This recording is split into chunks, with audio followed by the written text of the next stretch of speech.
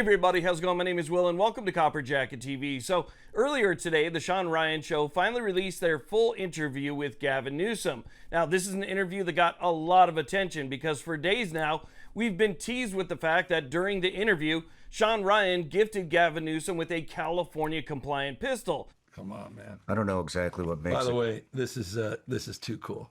With California being the way they are and how they treat the Second Amendment, that obviously raised a lot of eyebrows, so I decided to watch today. What I saw was a lot of lies, a lot of misrepresentations, and possibly Gavin Newsom breaking his own gun laws. So we're going to talk about that today. I've got some clips that I want to show you and some things in specific that we need to talk about. So let's go ahead and get to it.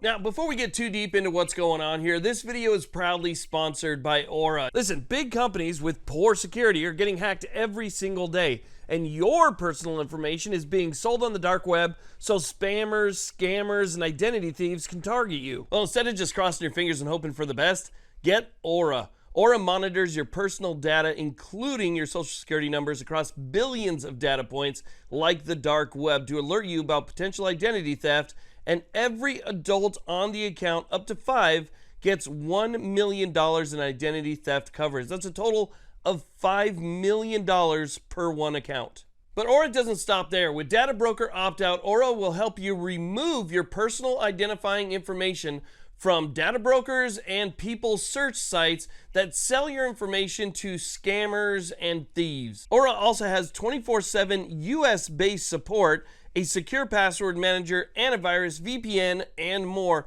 And you get all that on one app at one affordable price. Now, I personally recommend Aura, and you really have nothing to lose because you could try Aura free for 2 weeks. Check out the link down below or click the link in the description box to try Aura for yourself. Okay, so let's go ahead and dive right in here. Now, I was obviously mostly focused on the Second Amendment aspects of this interview. I wanted to see what Newsom had to say after he was gifted something like that. Now, what he had to say was not really all that shocking to me because this is a guy who will tend to say whatever makes him look the best, even if he believes it or not. This is his reaction to receiving that California compliant SIG. Oh, geez, what do you got, man? Here we go. You ready for this? Oh, Jesus. Come on, man. I don't know exactly what makes it. By the way, this is too cool. The fact that you would give me this. You can't like even that? make this up. But otherwise, man, people have the right to bear arms, and I got no ideological opposition to that at all. This is fabulous. You know what? Last thing people would expect is that I respect this gift. Really? I appreciate, yeah, man. I'm not anti-gun at all. I'm for just some gun safety, common sense. I was going to, by the way. You're welcome. That's crazy. Last damn thing I expected. I expected a hat. Now, when I was watching that interview, my eyes rolled so far I think I could see the back of my head. There is no way he's going to get me or anybody else who knows what happens in California to believe that he actually respects the Second Amendment. There's no way on earth, because somebody who respects the Second Amendment doesn't come up with the 28th Amendment that would essentially nullify the Second. If you believe so much in that right, why would you come up with an amendment to essentially abolish it?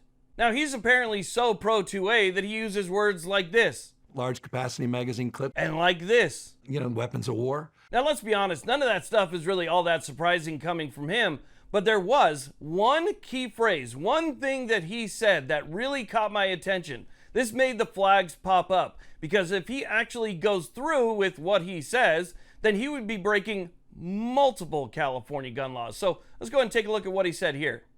So you just want me to TSA to take this from me and my ass and arrest me at the airport. I'm on to you, man. Now, I'm paraphrasing here, but essentially what he said was, oh, I see what you're doing. You're trying to get me in trouble at the airport, trying to get me in trouble with the TSA. No, dude, it's your own state that would get you in trouble, not the TSA. You can lock things up and fly with things across this country. It's not the TSA. It's California, your home state, with the laws that you support and help create. So if he, after that interview with Shawn Ryan, took that gift and simply flew back to California with it, he would be breaking multiple California laws. Because here is the process, Mr. Newsom, just in case you're not aware of the laws that exist in your own state. But if you wanted to do that, you would first have to ship it to an FFL. Okay, you're not allowed to just simply bring it back in the state yourself if you're a resident. You have to ship it to an FFL. Once that FFL has it, you then have to get your firearms safety certificate. You got to pay a fee, you got to pass a test, you got to show that you're knowledgeable and competent in order to get that safety certificate. Once you have that safety certificate, then you can go in and then you can start the process. You can DROS it, you can do your 4473. Then after you've done all of that, by the way, paying more fees, you have a 10-day waiting period. That means that you can't even pick it up from that licensed FFL for another 10 days. Simply flying back to California with it would have broken every single one of the steps that he himself wants to enforce. Now, obviously, we don't know what happened to that gift after the interview. It's possible he could have still denied the gift. He could have gifted it to somebody else, which would have kept it in that state, and those state laws are different.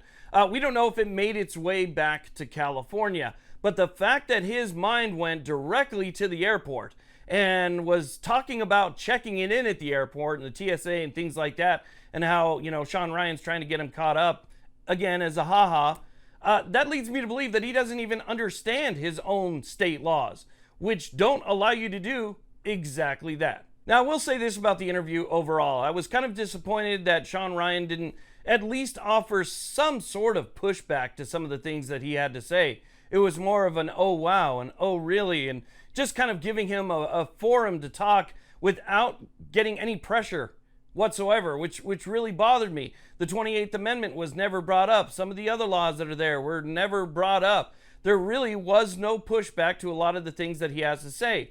And while Shawn Ryan says that he gives his guests an open forum should still be open for debate. And that debate should include maybe a little bit of resistance to some of those questions. If he was on my show, I know that I would have a lot of questions, and I would also offer a lot of pushback because there needs to be answers for what happens in that state, and especially if he plans on doing that to the rest of the country. So anyway, I wanted to let you guys know about that and just kind of put that out there as food for thought. Again, we don't know what happened after everything was said and done, but the fact that he went there immediately after getting it leads me to believe that there is a possibility that he went back to California on a plane. So we'll see. Anyway, I want to thank you all very much for watching. I really do appreciate it. If you haven't done so already, make sure you hit that subscribe button. You all have a great day.